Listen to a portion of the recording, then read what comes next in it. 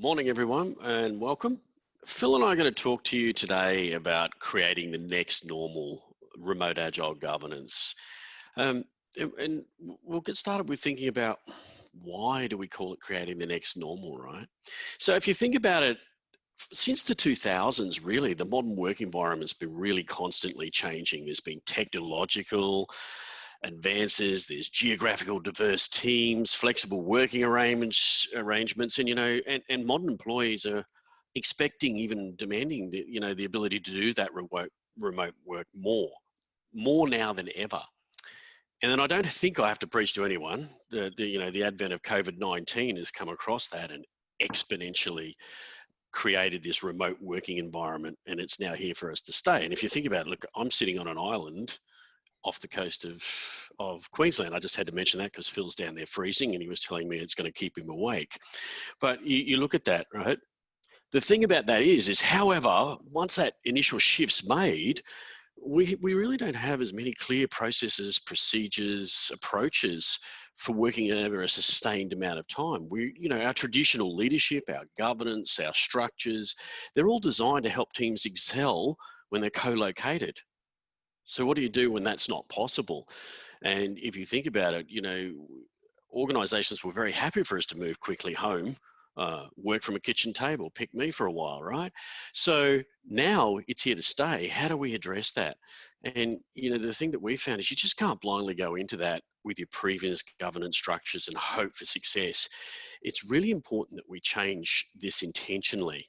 So we really have to evolve and adjust our governance processes to match this new reality. And Phil's going to talk to you a little bit about that now. Yeah, thanks, Tony. So we'll start with governance, a bit of a definition of what governance is and what it means.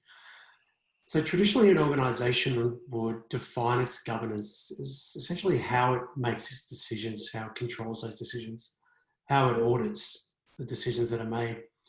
When we talk about governance, we're not just talking about your traditional PMO, it's the system of work itself. So the PMO has a role in helping to define and audit and look for compliance. We're talking about the system of work, how we go about work. So Agile governance, which is the focus of what we're going to talk about, is how we apply the principles of Agile as first described in the manifesto to the whole of the organization, and how we design the mechanisms by which we design, execute, and control our strategies. There's a bunch of questions that sit under that. So it's how do we organizationally support agility without losing visibility and control of the work? So we're focusing more on decision-making processes rather than decisions themselves, which is a key point of difference. So we're implementing real-time monitoring so we can understand the system and the work that's flowing through that system, and so that we can see that the work of our Agile teams, they remain aligned with our top level objectives, and allows us to control sort of how those objectives are met without controlling the how itself. So people can go and do the work. It's allowing our leaders to control, or just to focus more on that overall environment, and allows us to support careful, consistent decision-making across that network of empowered teams. So we just want to put some premise around what we're going to talk about today. So the first thing is really that compelling need for agile governance, not traditional, and transitioning, from that on-site physical to remote. To preface that, Phil and myself and Elaborate have been working very hard over the years, and we've come up with what we believe are the pillars of remote agile governance. So we're going to give you an overview of that and discuss that in context against creating the new normal. And then we'll follow on that with what we call the remote Abair, which is something that we've created that we believe ties this all together. It's a central radiator for information. And lastly, that's the future of remote work and why it's here to stay. So we're going to move into thinking about that a little bit further. So we just want to tie that back a little bit. You heard Phil talk about the Agile Manifesto, and obviously we know the ResponsibleTech Summit is tied around the human values. And I think, getting lost in both the on-site and remote working is the fact that the manifesto has been concentrated on so much around the mechanistic processes rather than actually the things that it talks about in the humanistic processes or approaches, not processes. So when we move into remoteness, this becomes even more important. And so a lot of the things that we'll talk to today, we will stitch together into that. The thought around the fact that we need to concentrate on that humanistic, bringing the humans back into the technology to allow us to have those real value-based cultures. So one of the keys to working remotely, no matter how you're governing your system, is making sure that you're working on the right things. So it's that strategic intent. And all governance really comes back to, are we delivering the things we think that we were supposed to deliver, and how we're doing that? So I thought I'd share this quote, and this is a recent one by General Stan McChrystal. So those of you who've read Team of Teams would probably know who he is. A really good book on sort of modern networked leadership. And he wrote that sharing the strategic intent allows people the flexibility to decide where, how, when, and what they need to do to achieve the common objective. We're going to come back to this a little bit through this session. But really all governance comes back to where, how, when, and what are we doing so that we can achieve that common objective. Yeah, there we go. So yeah, it didn't work for a second there, Tony. Technology 101. Right, that's it. So Agile governance really is about how do we achieve those goals, that strategic intent, with integrity and trust. So how are we building a system of work that essentially distributes trust, that we trust people to do the work? And how do we know that they're doing those things, and how can we help them to do that? So it's all really important in terms of trying to create that next normal. So getting into the pillars themselves. So this is our remote governance, or our view of what remote governance is and what it needs to actually be effective. So we've got 4 key elements there. And before I dive into those, I'll sort of talk a little bit more about it. So essentially this is a light framework. And we think it enables the organization to really use the power of remote working, the power of autonomous teams, so you can still achieve high performance while not being co-located. So you'll see there that there's actually not really anything new in the pillars that we have. It's just a different way of working that brings them together, and a different way of executing within those pillars, which we're going to share shortly, that allows you to be effective when you're working remotely. And I guess the purpose is to really build that culture of distributed governance, because we don't want to control governance centrally. We actually want to distribute it, much like we want to distribute a sense of responsibility and ownership. And these, we think, are the things that allow us to do that. So it's based on radical transparency, which I guess those of you who are working in agile teams would know it's a key element to agility, is the transparency of the work and the flow of the work. It's a shift and a rethinking of leadership. So it's a move to intent-based leadership. So Tony will dig into that when we progress. It's the systems of work themselves. So how have we described the work? And then the last one is around data. So data is really important now. I think it becomes more important when you're working distributed and remotely. So the reason we do this is to achieve a couple of outcomes. We want to take authority down to the work while still maintaining the control levers themselves. So that allows us to build that distributed culture. We really need greater levels of trust. And we think by using these types of mechanisms, we can build better trust in our systems of work. And we think that the 4 pillars allows us to apply agile values, principles, and practices to governance, and really allows us to focus on the right work, engaging the right people at the right time to do the right things in the right way. So that being said, we're going to dig a little deeper into the pillars. So if we talk about radical transparency, that's a big word and everybody's heard that, but what does that mean? So as Agilists, Phil and I've been doing this for over 20 odd years, we've always concentrated on using the Abair concepts of big room planning and the program walls and those types of things. But when you move into a remote environment, the digital type thing, how do we do that? Do we just take pictures? So we talk about what we call the remote Abair construct. So I'm not going to dig too deep into that because we actually do a piece further on that. But the thing to remember about the remote Abair for me, it's about being able to radiate information from the organization to the organization. And in order to do that, then we're going to have to work towards that collaborative remote dynamic planning in a remote environment using that digitality. We still need to decompose that strategy down to our teams. You know, the biggest issue that we have in organizations today is the lack of what we call those collaborative connective tissues that allow the organization to actually create information flow both horizontally and vertically with the teams. And one of those key factors of that is actually linking your strategic intent to your delivery. We will need to do that. We'll need to do that even more than we have ever before, considering that our workers and our people are no longer where we can just bring them into a room. That means we have to have digital visualization of the work and flow. So we need to be able to see the work and understand that dynamically and move forward with that so that we can make those decisions. So underpinning that, I spoke about that earlier, right at the beginning, saying we're going to have to change and think about how we lead. Now, intent-based leadership's not new. We've all heard the Stan McChrystals and the David Marquez and plenty of those things. And that's about pushing that, you know, the authority down to where the work happens. This is going to be a little different when we work in a remote environment. Some of those levers we're going to have to hold on to for a little while we stabilize the system and we move it forward and then slowly let those go. For leaders, it's going to be a change.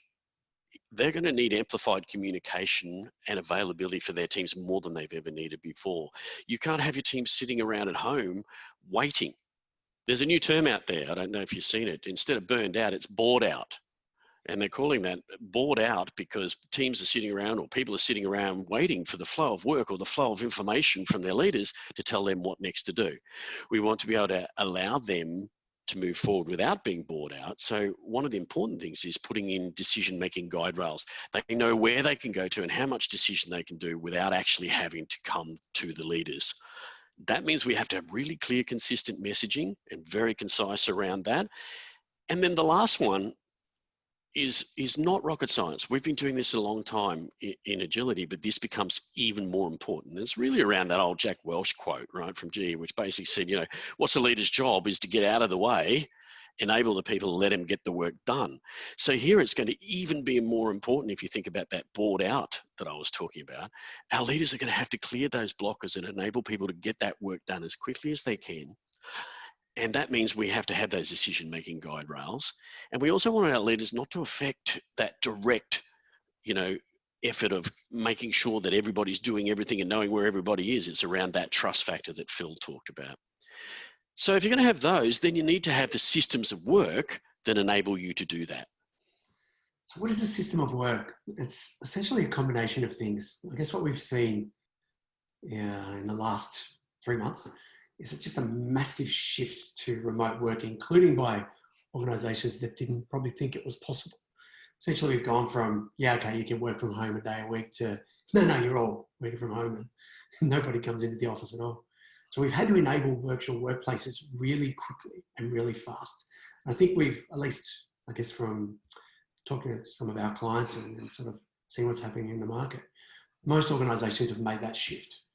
Yeah, maybe there's probably still some things they need to do around tooling and technology, but essentially, anyone who can work from home, to paraphrase Dan Andrews, must work from home. And I think we're able to do that now. But now that we've done that, we need to really rethink about what are our ways of working. And one of the keys to sort of high-performing agile teams is that they can describe that way of working themselves, describe the social contracts, describe how they're going to work, how we're going to interact. What do I expect from you? What do you expect from me? And how is work going to flow across our system? I think people need to stop and reflect and actually think about how they're going to do that now and how they're going to do that differently, and focus effort on it. One of the keys as well is what we're finding is just due to that distance, that inability to learn from osmotic communication, where you're just catching someone at the water cooler or you're overhearing something that's going on. We've lost that. So we need much clearer requirements.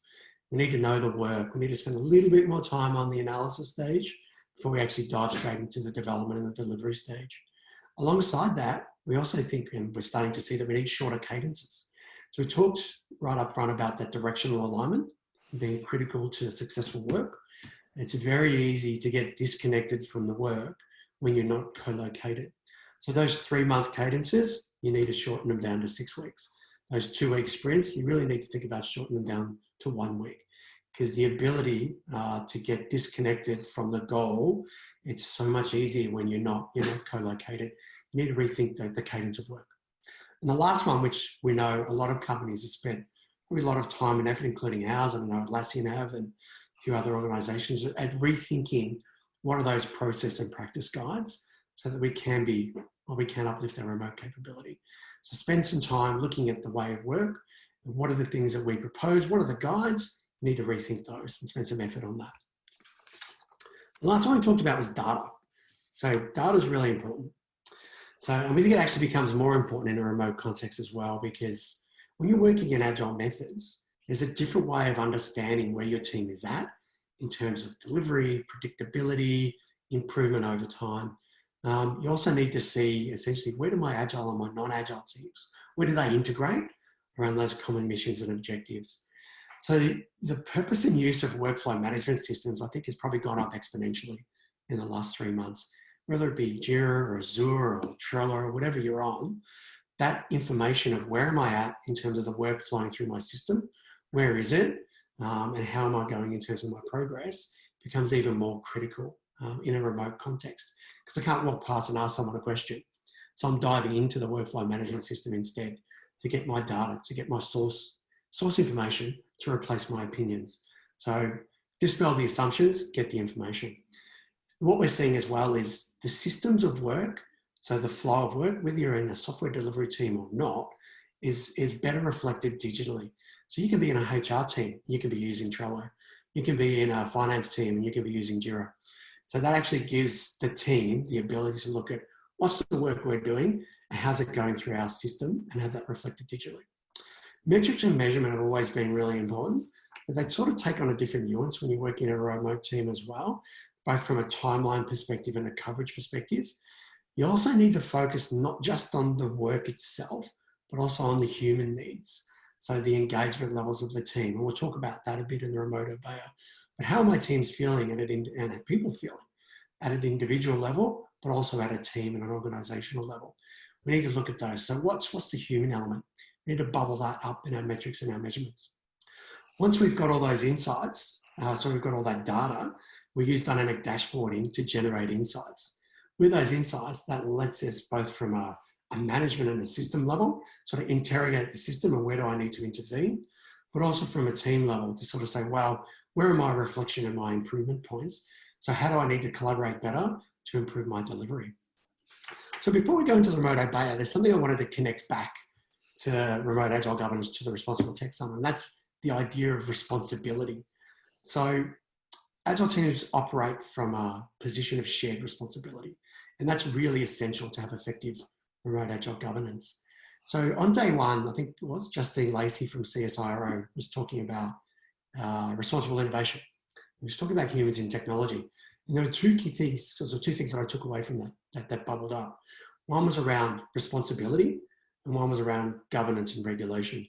So obviously we're talking about governance, but if we think about responsibility, that's different to accountability. So accountability tends to be rearward looking. You're actually holding someone to account, and that's like an externally imposed activity. Whereas responsibility it's like a choice. It's more forward looking. So it's an inward decision. I'm making a choice to be responsible. So I'm creating some awareness, and then I've got an intent to act or confront. So Tony and I have done some work with Krista Avery in the past around the responsibility process. And we think that is something that applies and is needed in an agile governance, remote agile governance context. And the reason being that traditional governance tends to be driven from that position of accountability. And that's from that traditional management thinking. Whereas agile governance tends to be driven from a sense of responsibility and creating that shared responsibility. So it's more sort of shared and forward looking. And we think that's probably the key link between why we need agile governance and the responsibility and the human element. So we'll talk about the remote Abair now. So in the original diagram we showed you, there was a line that connected all of the pillars and had governance in the center. And I do say governance, by the way, so I want to say that today, whilst we're talking remote, Phil and I have a belief, because this is the next normal, that eventually the word remote will disappear and it'll just be Abair, it'll just be governance. But for the time being, we use the word remote just to position it. So the remote Abair is not replicating the physical things that we did in typical Abair concepts, right? So if you think Abair, think about the Japanese term of where that came from, the war rooms. They may have multiple Abairs, so you may have a project Abair room, you may have a big room planning, you may have a program. We actually have to think about, now we're in digitality, how do we bring all that together? And so the remote Abair is something we've been working on. We believe that it really evolves and amplifies those physical benefits of the traditional Abair, but it's really using the dynamic capabilities and the digitality that we have at our fingertips. We're more connected now than we ever were, but we're more disconnected than we ever were if we're not careful. So what we want to do is we actually want to provide the collaborative connective tissues to have that information flow. It gives that central information radiation. You heard me say that before, you know, radiating information from the organization to the organization. And why do we want to do that? Well, if you think of it, at the heart of Agile, one of the things that is at the heart of all Agile or agility and what we're trying to produce is information flow. And if we don't have the collaborative connective tissues between both our horizontal and vertical layers of our organization, then the information flow that we're getting doesn't allow us to make the right decisions. So this becomes really important and stitches everything we're talking about together today to a central information radiator for our organizations. It gives them that information, the ability to adapt quickly, and most importantly, make fact-based decisions. Fact-based decisions based on data. And that's really expedient directional decisions, right? Remember, agility is about steer, and being able to make those steps. It's expedient directional decisions.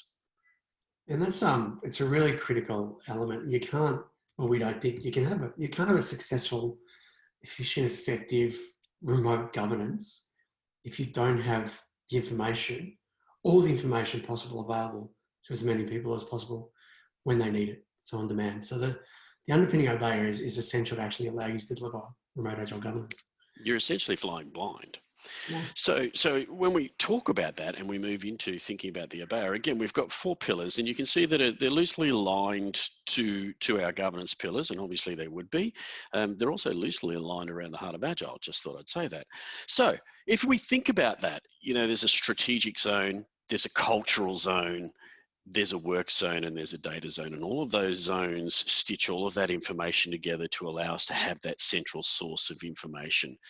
And most importantly, it's stitching through the whole of the organization, the ability to make that autonomy through directional alignment rather than, you know, that micromanagement of capabilities and people. So moving forward with that, we'll move into the pillars. Yeah, so the first one that we've got there is around strategy and the strategy zone itself. It's made up of sort of 4 critical things that actually allow us to create and then share and distribute strategic intent. Sort of anchoring back to the first quote by General McChrystal about that need to distribute strategic intent so people can make their own decisions. So the development of strategy probably needs to be a little bit different. It probably needs to be a little bit different anyway in sort of modern agile teams. We're in a fast-paced environment, and your traditional strategic development process tends to take 6, 12, 18 months to get it in place, collect all the information, develop the strategy, plan it out, get it signed off, and get it shared amongst everybody.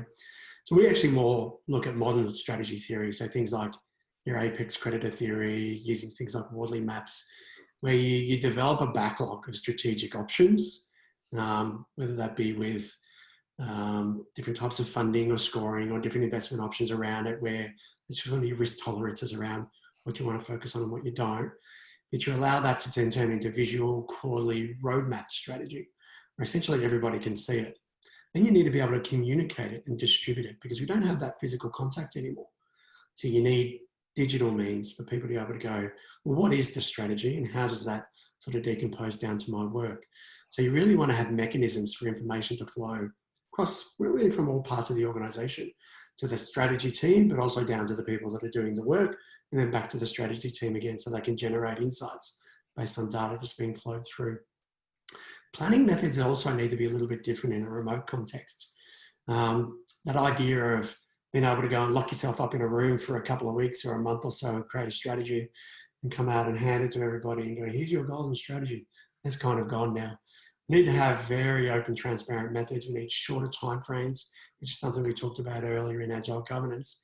Much shorter cadences. You need to be looking at quarterly cadences for strategy and then looking at what are the results from my strategy and how's that informing my next set of options.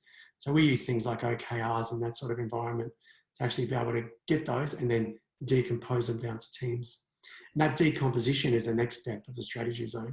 Is once we've got it, how do we get it down to people who need to work on it? How do we ensure that we remain directionally aligned? So that decisions of the teams always link back to that highest priority work. So the decomposition of strategy becomes really important as one of those fourth parts of the strategy zone. So that brings us to the cultural zone.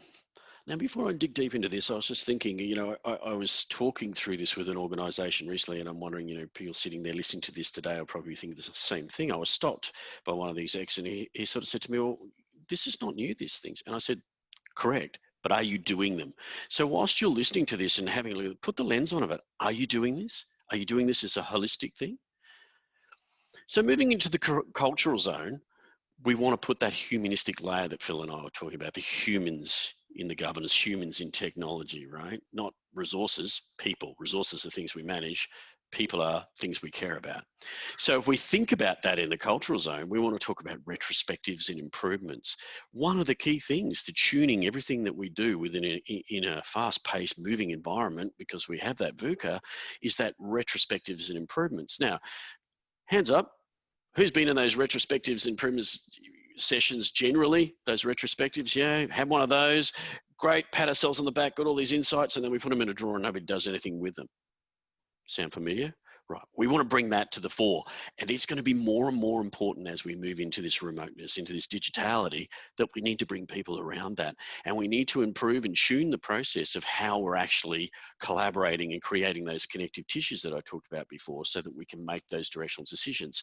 So bringing that together in a central place that it can be radiated, that's super important. Then we talk about the team structures and contracts, and that seems like a no-brainer, but here's the thing.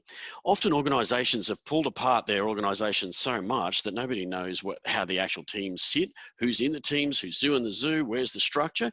That becomes really super important when you're working in this environment. Remember those guide rails? And it allows the teams to actually go to a central place and find that. And along with that, how those teams are working. How do they interact with those teams? Then lastly, the two things at the end here are really important to me, and they often get forgotten, both in physicality and in digitality, but now it becomes even more important. And, there's no shortage of articles, and I'm sure everybody's heard about, thinking about well-being and health. It's the team health and well-being. How do we actually know about our team's health, our team's well-being? So it's having those pulse surveys or those daily thumbs up, thumb down, where they are, so that we can actually look at those and improve those, and we can see them in a centralized place. And underpinning that is the individual health and well-being as well. And the reason we focus on this is that's not new, and bringing the pulse surveys up, but we know that people take those surveys and then things don't get done. This becomes even more important when you're talking about in a remote environment, that people actually see that you're moving to changing things. And that affects, trust and culture, and moves it more to an integrated way of working together. So after the cultural zone, that moves us to the next one, which is the work zone. And of course, we need to understand the work. That's ultimately important. We need to understand progress in some shape or form. And there are different layers of that. So as we talked about in, the Abair concept, you would often have different Abair rooms for different types of work, and then bring it together in a centralized Abair portfolio or program room. And now we need to think about doing that in a digital sense. So, we want one of those portfolio Kanbans that allows us to see everything in the layer of work that's happening with the organization.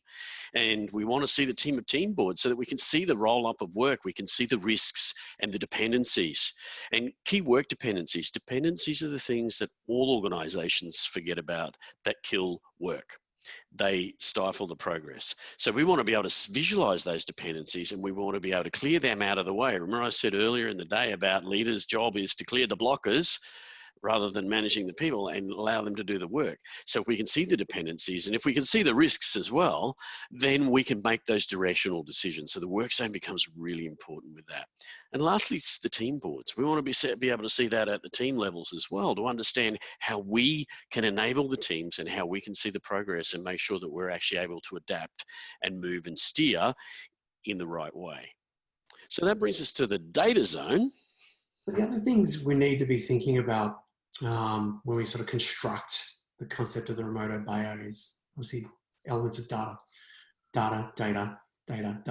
So the idea So number one. Yeah, that's right. The idea of the metrics of the Abair is really, it represents the window into your organization or into your teams. So you can understand your progress, your performance, the efficiency of the delivery, and some of those triggers where the things where I need to intervene or ask questions or provide support. So this is really important that that's visible and transparent, and that it links right through to source systems. So you don't want manual status reports or people crafting PowerPoint decks. You actually want direct API-driven feeds. And some of the tools that we're using now actually enable you to do that. You can have your portal with your remote Abair and have direct feeds through to Jira or to Azure or any of the workflow management systems that you're actually using. So at all times, you've got a current up-to-date visual representation of information on the teams and the work that they're doing. So Tony mentioned risks and issues, and this is really important as well. So we want to be able to have the place where teams can surface risks and issues transparently so that we can actually look at the things that are preventing our progress or our delivery that need to be treated. So the remote Abair provides a section for you to be able to do that and for everybody to access this and sort of help us to encourage that behavior of a risk-based culture. So everyone should be thinking about risk, not as a preventative thing, but as a, what are the things that I need to treat so that I can progress and continue on with my work. So once you've got all these things, you can then create dynamic real-time dashboards, which is something we've been doing a lot with some of our clients. It's sort of putting these things together so that it's that one place stop where you get that quantitative single source of truth. So you can get your WIP, you can get your throughput, you can get all the metrics you need to actually allow you to generate insights, to allow you to make better directional decisions. And the last one is the placeholder for guidance, standards, playbooks, all the decision-making guide rails that we put together that help teams to understand how we do things. So it gives them the practices, gives them the point to go to, whether it be coding standards, whether it be your Scrum guide, or whatever it might be, to actually be able to go, well, these are the things that we believe need to have some kind of consistency across the organization so that we can actually understand the work and better deliver the work. So why are we doing this? So our belief is that the future of remote work itself is it's actually here to stay, at least for the foreseeable future. And you look at some of the advantages that we're seeing in society. We're getting reduced pollution levels, we're getting cleaner air, we've got less traffic on the road, we've got cost savings from an organisational perspective, but also from an individual perspective. So I don't know about anybody else, but I don't have to pay for parking anymore. That's probably saving me quite a packet, as well as I'm saving money on lunches too, because I'm at home and not spending as much in the city. But also I've got a more balanced work life. So I get to take the kids to school in the morning now and I get to pick them up. So for me, and I know a lot of people, there's a lot of personal benefit. A lot of organisations are starting to see that benefit as well. So we think that there's a real need to make sure that if we are going to continue working remotely, we need to put in place the practices and patterns to allow us to be able to do that more effectively. So Phil and I have been talking to you about it for a while, but we think it's also important that you hear that it's not just us saying these things, right? So some of the biggest countries some of the biggest organizations in the world are actually thinking about this as well. And what you need to realize is that organizations always wanted to work in a remote sense. They really did. They just didn't know how to actually do it. Now this has actually happened. They're realizing that they can do it. They want to do it, and they can see the benefits of it as well. And so if you look at Twitter, for example, Jack Dorsey, sent out in his press statement that they'd never be the same. He doesn't think that they want to go back. And that's really the case, right? So you might think, oh, well, that's just the social, the techies, but think about one of the biggest retail organizations in the world, Walmart.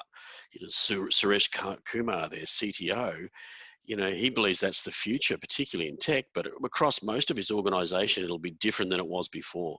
And the reality of it is that even if we do come back to some physicality, our workplaces aren't set up for social distancing. They aren't set up in those instances of being made to enable that. So working in a virtual sense is going to be the new normal, the next normal. And you can see that Suresh has actually quoted the new normal there for most of the work they lead. And just to put some real sense around that, Gartner did a survey in April of their CFOs, and they found 3/4 plan to increase the number of employees working remotely on a permanent basis. And we're actually seeing that. We're seeing organizations who are letting floors go and saying, we don't need those floors in our buildings anymore. We're going to continue to work from home. So if you think about that, even Atlassian, so, Atlassian have looked at that and gone, we had to force a rethink of how that was going to work. Because at the beginning, they weren't too sure about it. But now, they have an opportunity with all the tools or the distributed workforce. They have the ability to really think about how they work differently. So the next normal is really here. I was talking to, and I hope if you're on the call, Dominic Price from Atlassian is their work futurist right at the start of the pandemic and the response, I think it was in March. And his position at the time, and it might have been Atlassian's as well, but it's definitely his, was that at some point in time we'll go back. And we'll go back because of the social connectedness and the feeling that people need to actually be present with others and build that social cohesion and those bonds. But I noticed this quote from Atlassian, I noticed a post from him this morning that sort of says to me that they've gone through a learning journey too, where they've gone, well, actually, maybe we won't go back. Or maybe at least large percentages of our organizations won't go back. So if you're not going to go back, or if a percentage of your organization is not going to go back, then essentially you need to treat your whole organization or your whole team as a distributed team. Even if only half of your people go back, you're a distributed team. If 3/4 go back, you're a distributed team. So these elements around remote governance and the remote Abair are still going to be essential for productivity and effectiveness in work. If you kind of think about it, we are still in the middle of a pandemic. We're not out of it yet. We're lucky in Australia that we've taken, and New Zealand, we've taken the right action, and we have the ability to make different choices. But we're also in a really high risk zone, and I bet a lot of BCP managers are probably looking at their risk management plans and going, well, at any moment, any organisation, if they do go back to the office, might have to shut up shop immediately for 2 to 5 days or a couple of weeks while the office gets cleaned again, if there's one case. So really it means that we have to assume that even if we're back on site, we could have that rug pulled out from us straight away, and we're back to distributed straight away. So we need to plan and design for work under the assumption that we might all be back in our home office again at the drop of a hat.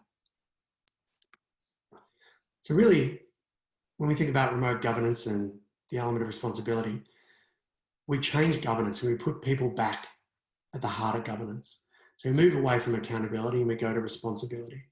And we use our values-based cultures and our agile values to allow us to do that. So that moves us to a closing thought. And I think what Phil and I are trying to say today is, whilst the word remote is in everything that we talked about today, remote working, remote Abair, remote governance, eventually that remote word will fade away and it'll just be the next normal. It'll be the way we work. And if we are going to move to that next normal, then that really requires considered, intentional organizational redesign, because that's what you're going to need to do.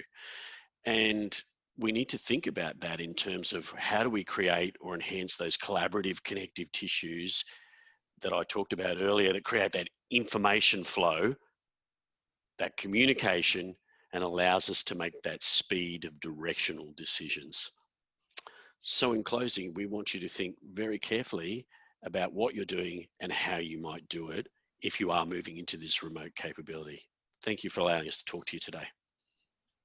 Thank you so much, Tony and Phil. So much to think about there. And as you say, so pertinent in these times for so many organizations and individuals having to consider these things. Now, I won't take too much of your time because I'm conscious that we're supposed to wrap up, but I did have a quick question just around collective responsibility. How can we ensure that we don't have groupthink, especially when it's harder for certain individuals more than others to communicate remotely? So how would we get people to air what worries them when building tech? Is there any practical advice you'd have on this? Yeah, I'm going to leave that one to Tony. Oh, no, that was a nice handball. Look, I think part of that is really thinking about those decision-making guide rails, and also it's also, whilst we talked about putting in all of these physicalities and mechanisms, you also still have to think about the things we've always done as Agilists. So if that's going to happen, we need to bring people together in different ways. So certain organizations, and there are certain tools out there that allow you to actually think about the different ways you're doing things, Adina. And, Take for example, every day we would have water cooler conversations, people talk to each other, I talk to Phil, those things have faded away. So now you need to enable those and allowing even extra time. So for today, allowing extra time for people just to have that conversation factor that allows that interconnection, and then allowing that actual tacit transfer of information between individuals helps that to actually happen. And then putting the guide rails in place around any of that, decisions that come out of any of that is really super important for teams as well. I will add my 2 cents. Thanks. I thought you would. I knew you would. It'll be 50 cents, by the way.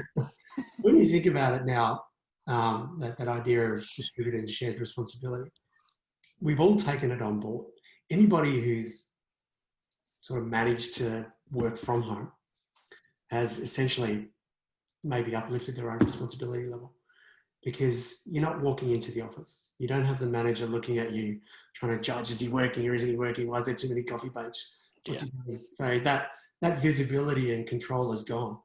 And all of a sudden we're now trusting people more. So I'm trusting you to do the work.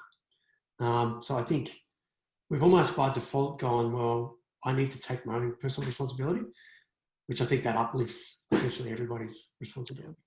And I think further to that point, just to finish off, by the very fact of introducing agility to an organization, not just agility, and then adding remoteness into that, right, you disseminate control. And when we do that, that only leaves command if we don't think about responsibility and accountability in that way. And the last thing we want to do is see those command levers pulled rather than using the thought about responsibility. I actually just noticed a really good question on the difference between responsibility. I was just going to say, Phil, what you just said just then really leads into this question, just about the point of difference between responsibility and accountability and how this might impact leadership. Yeah, it's kind of funny. So not funny, it's interesting. So I learned a lot about responsibility as a process and as a choice when I did the responsibility process with Christopher Avery, which I think Tony's done as well. So you can't teach or force responsibility. It's a choice. And in fact, you can't actually go to others and go, you need to be responsible, because you don't actually, it doesn't work like that. It's actually an internal choice. But you can turn around to others and say, I'm going to hold you accountable. So from a leadership perspective, it becomes about role modeling. So if I step back and go, you know what, no, I'm going to take my own personal responsibility, and you start to change the way you look at things, and you start to act from a position of responsibility rather than things that are below the line of responsibility. And if you look up Christopher Avery, you'll see the steps that we all go through whenever there's a decision to be made. So leaders, and I guess people generally act below the line, where you're looking at obligation or blame or guilt, or there's a bunch of things that sit below it. So you start by role modeling. You sort of sit back and go, how am I going to act differently when there's an event? And I'm going to act from a sense of responsibility, which is, what's my part been in this, rather than what did you do and what did you do wrong. So I think as a leader, that's kind of where you start. You start to act a little bit differently. Yeah, and I think, I had a really great leader who once said, I'll clean it up, but once said, it's really easy to put a flag in your people's hands and say, go on, but it's not so easy to put the flag in your own hand and say, come on. And that's really, what Phil's saying there is super important to be that model. It's also catching yourself when you drop into the command mode of saying, you must, you have to, you will. And it's thinking more as a leader of how you engage the people to help you make those decisions, right? Because the reality is, listen to what your people have to say. Your people actually know stuff. They're smart. that's why you employed them. Great. Well, thank you so much to you both again. I think we better leave it there, but I will give you a round of applause for joining us today. Thank you so much. Thank you very much. See you later. Thank you. Cheers.